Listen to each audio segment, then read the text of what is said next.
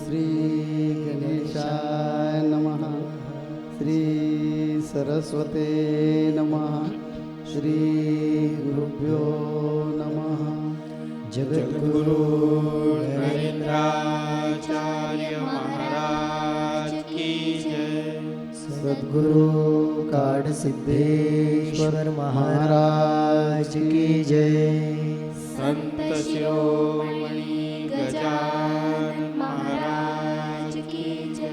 आद्य जगद्गुरु रामानंदाचार्य महाराज की जय। सियावल्लभ रामचंद्र की जय। गुरुर्ब्रह्मा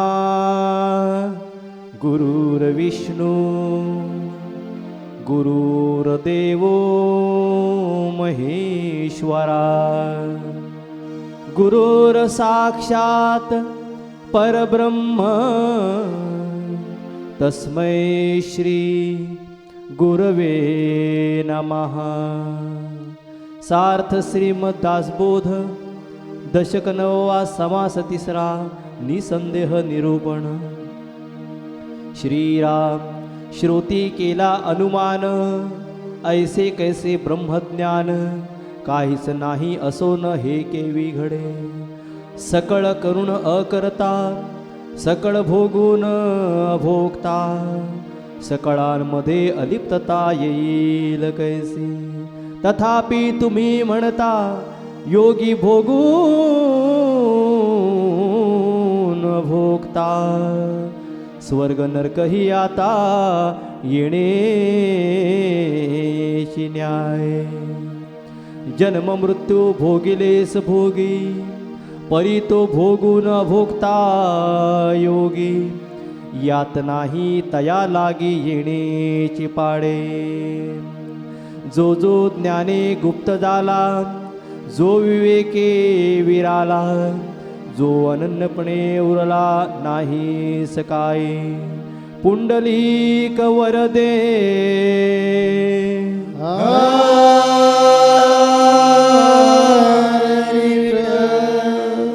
श्री ज्ञानदेव तुकाराम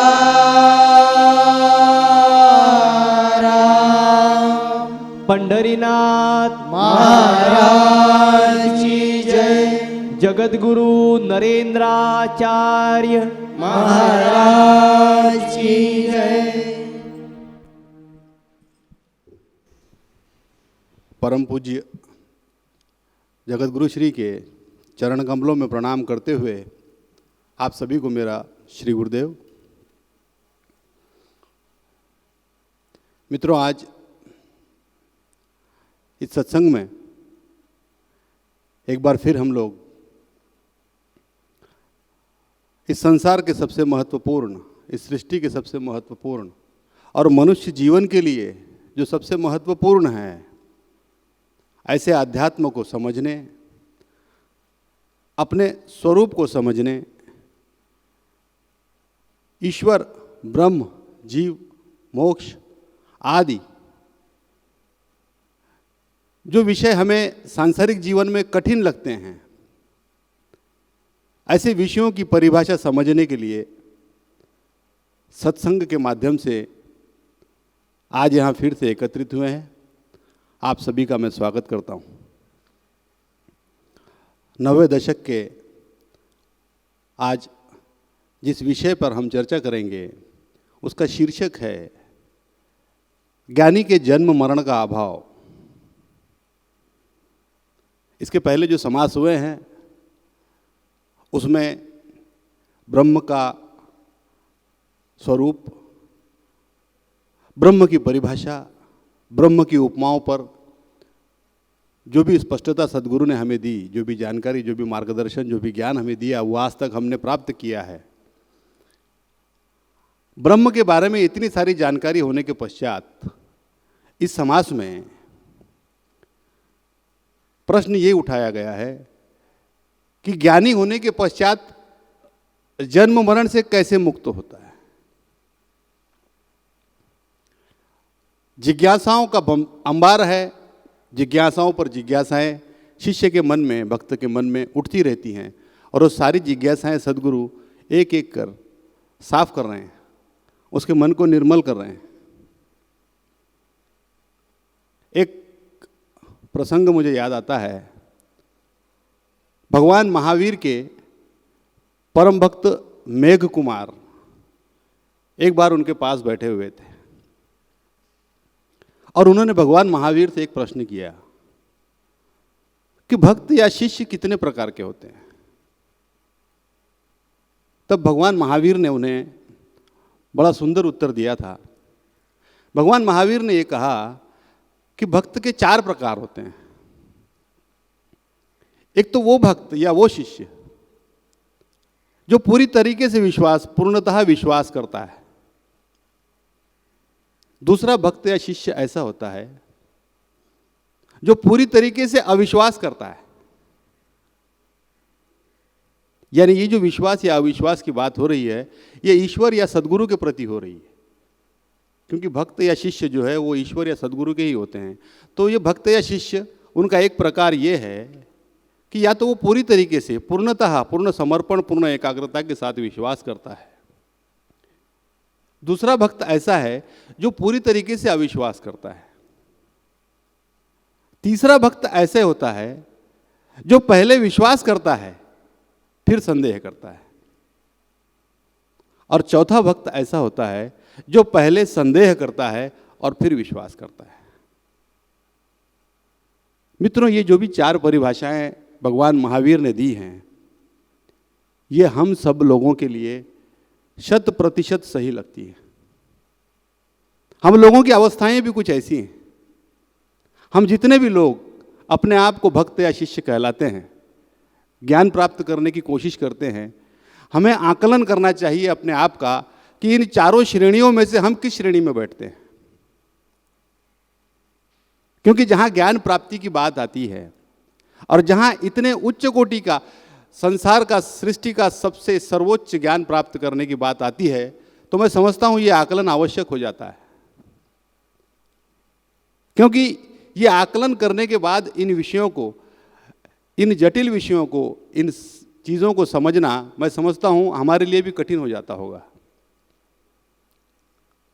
तो जो पहला भक्त है, जो पूर्णतया संपूर्ण एकाग्रता से के साथ विश्वास करता है, जिसके मन में किंचित मात्र भी संदेह नहीं है, जिसके लिए मंत्र मूलम गुरु वाक्यम, सदगुरु ने जो कह दिया वही उसके लिए पत्थर की लकीर है, एक तो ये भक्त या शिष्य है। दूसरा सोचने वाला, यानी सोचने वाला विषय ये है कि भगवान महावीर ने उसे भी भक्त या शिष्य कहा है जो पूरी तरीके से अविश्वास करता है। मन में हमारे ये प्रश्न आएगा कि जो अविश्वास ही करता है वो भक्त या शिष्य कैसे हुआ? अविश्वास करने के लिए भी विश्वास करना जरूरी है। विश्वास को मना कर रहा है इसलिए अविश्वास कर रहा है, लेकिन अंत में उसे विश्वास करना ही है, ये भगवान महावीर जानते हैं। लेकिन भक्त के प्रकारों को समझाने के लिए उन्हें कहना पड़ा कि दूसरा भक्त जो पूरी तरीके से अविश्वास करता है, ये भक्त भी ठीक है, आज न कल ज्ञान प्राप्त करेगा, लेकिन जो तरीका, जो प्रकार सबसे गलत है या भयंकर है, वो ये है कि पहले विश्वास करता है और फिर संदेह करता है। कई लोग ऐसे हैं जो किसी की बातों को कहे सुनकर, सदगुरु की महिमाओं को सुनकर या किसी भी तरीके से आकर एकदम से बिना किसी सोच समझ के सदगुरु के शरण में आ जाते हैं और ये मान लेते हैं कि आप मेरे गुरु हैं। और जैसे जैसे समय बीतता है वो किसी न किसी बात पर शंका या संदेह करना शुरू कर देते हैं। ये गलत। या फिर चौथे प्रकार का जो भक्त है वो ठीक है, वो पहले सारी शंकाओं का निरासन करता है, सारी शंकाओं को दूर करता है, उसके बाद विश्वास करता है और वो फिर पूरी तरीके से पूरे समर्पण के साथ करता है। तो हमें आकलन करना चाहिए कि हम किस श्रेणी में हैं, तभी हम सच्चा ज्ञान प्राप्त कर सकते हैं।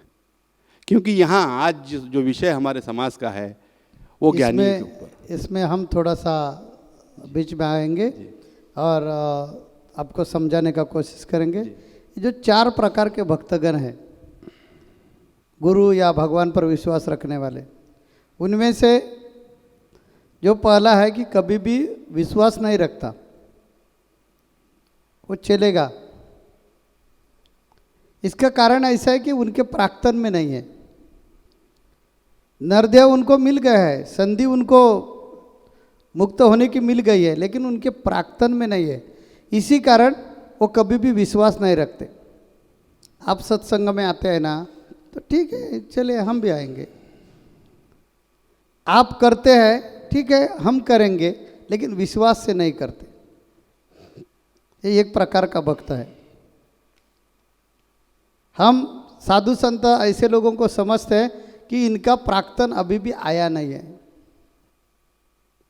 इनको ये जन्म में भगवान के बारे में, गुरु के बारे में, संतों के बारे में, सदगुरु के बारे में नफरत जो उनके मन में है, वो जितनी बढ़ जाएगी उतना वो जल्दी से जल्दी गुरु के नज़दीक आ जाएगा। आध्यात्म शास्त्र में यही बताया, समर्थ रामदास स्वामी जी के भाषा में बोलने का। तो ये दासबोध में भी ऐसा बात है कि कौन भक्त भगवान के नज़दीक जाता है। जो महावीर ने बताया है हमें, भगवान महावीर ने जो बताया वही बात समर्थ रामदास स्वामी जी ने बताई है अलग भाषा में, कि जिनको बहुत तकलीफ है, जिनको बहुत कष्ट है, वो आदमी अध्यात्म में आ जाएगा। नहीं तो बहुत सुख है, वो अध्यात्म में आ जाएगा। लेकिन सम्मिश्र है, उनका कभी विश्वास नहीं बैठेगा, वो अध्यात्म में कभी भी नहीं आ सकता। वो त्रिविधा ताप से सम्मिलित होना चाहिए, तब वो अध्यात्म में आ जाएगा। वही बात भगवान महावीर ने हमें बताई है और बिल्कुल खुली करवा के बताई है। वो क्या बताते हैं कि जब ऐसे लोगों का विश्वास नहीं होता संतों पर, गुरु पर, परमात्मा पर, वो लोग जरूर अध्यात्म में आते हैं, लेकिन बीबी आ गई है, या बच्चे आते हैं, या सहेली आते हैं, या मित्र आता है, इस वजह से आते हैं। आपको आनंद लगता है ना, तो ठीक है, इस कारण आते हैं। उसमें गलती कुछ नहीं है, क्योंकि उनका प्राक्तन अभी भी नज़दीक आया नहीं है। अभी भी आपको मोक्ष मिलवाने के लिए कुछ टाइम जाने वाला, ये जन्म में या ऐसी नफरत करके करके करके एक दिन आपके मन में विश्वास पैदा होने वाला है। इसी कारण टाइम है। दूसरा भक्त का प्रकार बताया कि तुरंत वो सदगुरु पर या परमात्मा पर या ईश्वर पर प्यार करता है और उनको चिपक जाता है। वही योग्य नहीं है, क्योंकि जब हम जितने नज़दीक नज़दीक आ जाएंगे तब हमें मालूम हो जाएगा, और बाद में पश्चाताप भुगतना पड़ता है। क्योंकि संत जो है वो पिशाच जैसे रहते हैं, और वो कभी किसी के हाथों का खिलौना नहीं होते। और हमारी तो श्रद्धा उनके ऊपर बहुत रहती है, और उनका फर्ज रहता है कि जो गलती है वो आपको महसूस करवा के देना, वो आपको समझा कर देना। इसी कारण उनको टोकना पड़ता है, बोलना पड़ता है, और बाद में हमारे श्रद्धा को ठेस पहुँचती है, और हम जो बाहर जाते हैं फिर कभी भी लौट के नहीं आते। इस कारण अंधविश्वास रखकर आध्यात्म में नहीं आना चाहिए। तीसरा जो प्रकार है कि पहले विश्वास रखते हैं और बाद में धीरे धीरे धीरे अविश्वास होता है। ये जो भक्त है वो भक्त आपका जिंदगी का अकल्याण करवा के लेता है। वो कभी भी आगे यशस्वी नहीं होता, क्योंकि पहला उनका विश्वास था, बाद में उनके मन में शंका आशंका आने लगे, तो बाद में उनमें परिवर्तन नहीं होगा। तो ऐसे प्रकार के भक्त हम नहीं होना चाहिए। पहले विश्वास मत रखो, कसौटी ले लो, अनुभूति ले लो, परीक्षा ले लो, और धीरे धीरे उनके पैर में जाओ। लेकिन पहले आंख बंद करवा के जाने का और धीरे धीरे धीरे श्रद्धा कम करके दूर जाने का, उससे नुकसान ऐसा हो जाता है कि वापस वो कभी भी आध्यात्म में नहीं आ सकता। पति पत्नी का झगड़ा देखिए, जब तक प्यार है तब गलतियां दिखती नहीं पत्नी की या पति की। जब प्यार खत्म हो जाता है तो ये ऐसे ही उनके तरफ देखकर हंस गई तो भी लगता है मर्द को, और या ऐसे मुझे देखकर हंसी क्यों, उसमें कुछ भी कारण नहीं है, लेकिन मन आशंका से भरा हुआ है। इस कारण हर चीज में पत्नी की गलतियां दिखती है या पति की गलतियां दिखती है। ये मेरे तरफ देखकर हंसा क्यों हंसे, अरे भाई कुछ भी नहीं कारण, ऐसे हंसे, मुझे अच्छा लगे, अच्छा लगा आपसे, आपके साथ हंसना चाहिए, क्यों हंसे, ऐसा प्रश्न निर्माण हो जाता है, क्योंकि उधर प्यार खत्म हो जाता है और गलतियां दिखने लगती है। वैसे अध्यात्म में है कि जो भक्त पहले अंधा होकर प्यार करता है और बाद में धीरे धीरे दूर जाता है, उनका नुकसान ही होता है। ऐसे पंगत में हम नहीं बैठना चाहिए। इंसान उसको ही कहता है कि जो गलतियां होकर जो सुधार जाता है उसको इंसान बोला जाता है। तो ये 3 नंबर के भक्त हम नहीं होना चाहिए। 4 नंबर के भक्त जो है वो आध्यात्म में सबसे श्रेष्ठ है, वो ही आपकी प्रगति करवा के मुक्ति के तरफ जाएगा। वो भक्त कैसा है कि पहले विश्वास नहीं रखते, हर चीज में टेस्ट लेता है, इनका मेरे ऊपर प्यार है, ये अच्छी हो, मेरा संसार करेगी, ये मेरे लायक है, ऐसे अनेक प्रकार की कसौटी करते हैं, लेते हैं, और एक दफ़ा उनके सब परीक्षा में वो पास हो गई कि उनके ऊपर वो प्यार करता है, और वो प्यार इतना रहता है कि जिंदगी तक टिकता है। वैसे अध्यात्म में भी है, परमार्थ में भी है कि पहले आप कसौटी ले लो।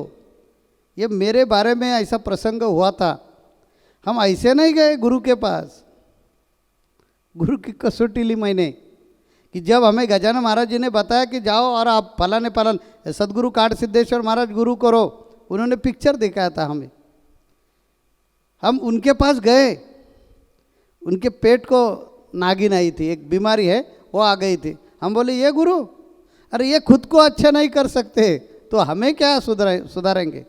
ऐसे शंका कुशंका मन में आती थी, अनेक प्रकार के शंका कुशंका हमने ले लिया, और एक दफ़ा मेरे मन ने ऐसा तय किया, नहीं ये सदगुरु है। तब हमने गुरु किया, वो गुरु हो गए। गुरु ने हमें ऐसे दूर फेंक दिया, अनुग्रह दे दिया और ऐसे दूर फेंक दिया, लेकिन यत्किंचित भी उनके ऊपर जो हमारा प्यार था वो कम नहीं हुआ। उन्होंने तो हमें 4-5 साल इतना इतना हमारी कसौटी ली, अनेक प्रकार के मुसीबतें हमारे सामने खड़ी की, हमें आश्रम पर आने को मना किया, अनेक इल्ज़ाम लगाए, उसमें हमारा कुछ भी संबंध नहीं था, तो भी हमें बुरा नहीं लगा। ये यदा कदाचित गुरु परीक्षा हो सकती है। उन्होंने हमें इतना नाम रखे, इतने गलीच्छ दोष लगाए, तो भी हम कभी उसके ऊपर उसके खिलाफ कभी बोले नहीं, और कभी उनके ऊपर जो प्यार था वो यत्किंचित भी कम नहीं हुआ। लोग मुझे बोलते थे, मेरे साथ जो लोग थे वो बोलते थे कि आपको ऐसे बोला वैसे बोला। हम बोले उनका अधिकार है, वो उनका अधिकार है, हम उनके चरण के दासी है या दास है, तो दास को कैसे रखने का वो देखेंगे। ऐसे जो लोग हैं वो ये पद तक आ सकते हैं, ये मेरा खुद का अनुभव है। एक दिन मेरे गुरुजी को आना पड़ा और सब भक्तों के सामने उन्होंने बोला, अरे बाप से बेटा सवाई। तो ऐसे पंगत में बैठना चाहिए। हमें यह भी भक्त मंजूर नहीं है कि विरोध करने वाला, कभी भी मुझे पसंद नहीं, ऐसा भी भक्त योग्य नहीं है। तुरंत आकर प्यार में पड़ने वाला भी भक्त योग्य नहीं है। पहला विश्वास रखने का और बाद में दूर जाने का, वो भी कभी परमार्थ कर नहीं सकता। और जो पहले विरोध करते हैं और बाद में प्यार में आते हैं, वो ही आपके हाथों से मुक्ति मिलवा सकते हैं और यही जन्म में मिलवा सकते हैं। क्योंकि जब गुरु के सहवास में हम आते हैं तो गुरु परीक्षा लेने के लिए शुरुआत करते हैं। हमारा प्यार उनके ऊपर हो तो उन्होंने कितना भी गालियाँ दो, मारने दो, हाथ पकड़कर आश्रम से बाहर निकाल दो, कुछ नहीं लगेगा। माँ ने ऐसे किया हमारे तो हम घर छोड़ के जाते हैं। माँ ने ऐसे हमारे किया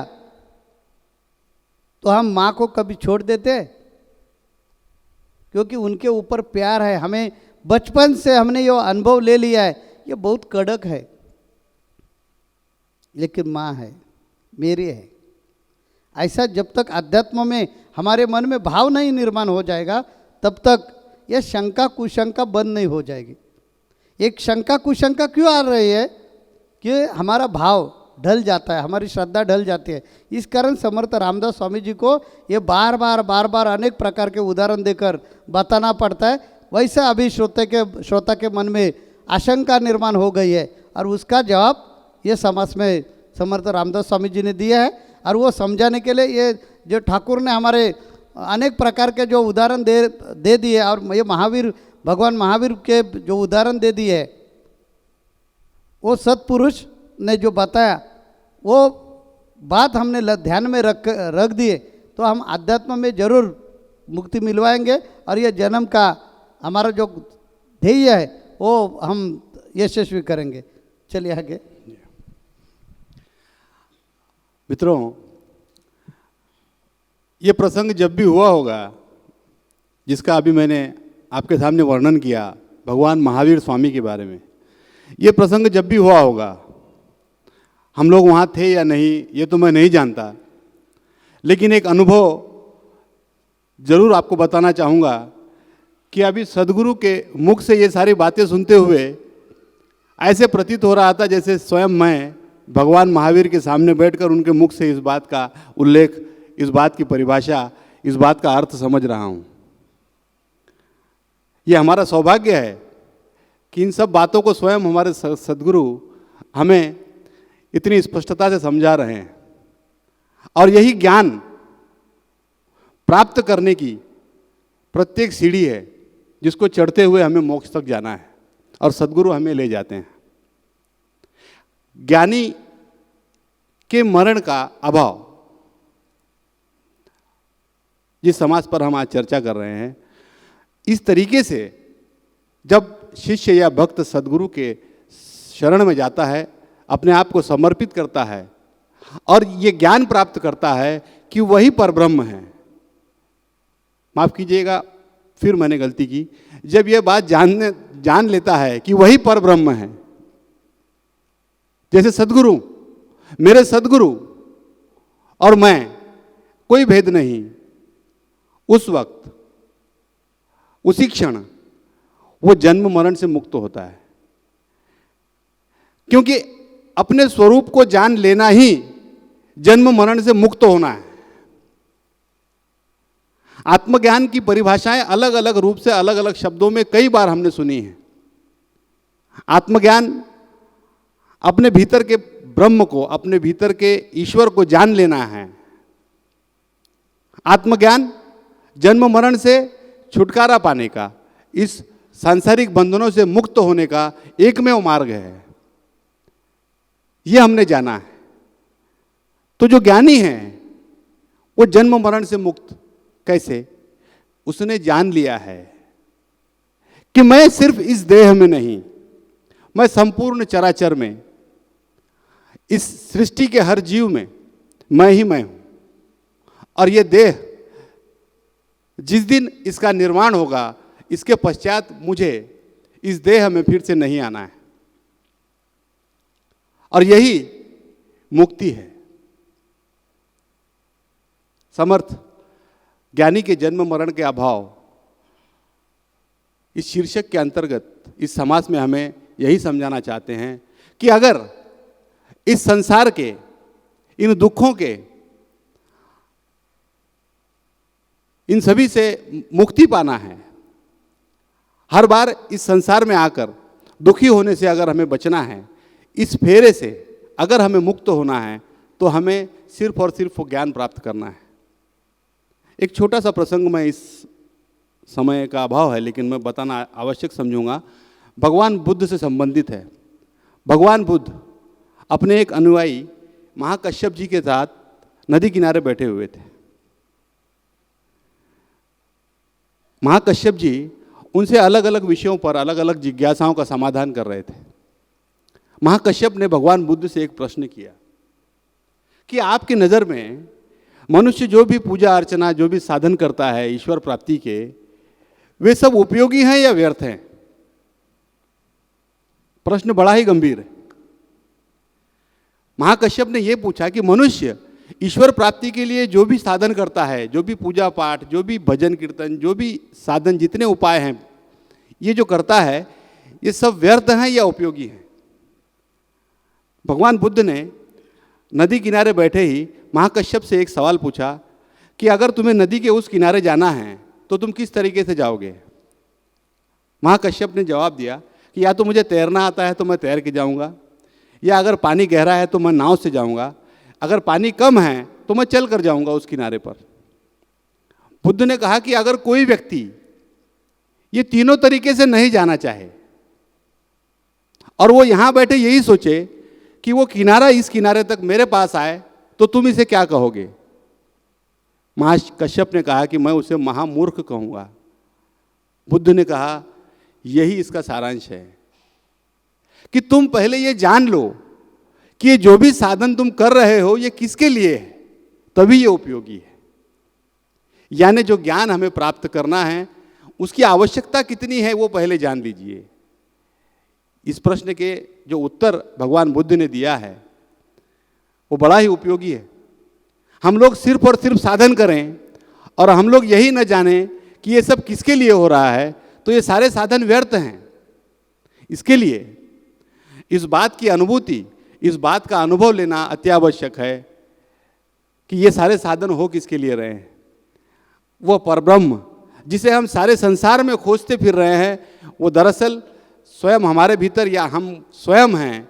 इस बात का ज्ञान वस्तुतः जब तक हम नहीं ले लेते तब तक हम इसी प्रकार के अलग अलग साधनों और अंधविश्वासों में फंसे रहेंगे।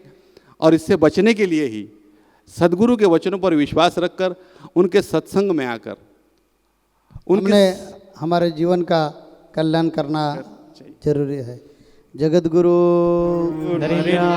आचार्य महाराज की जय।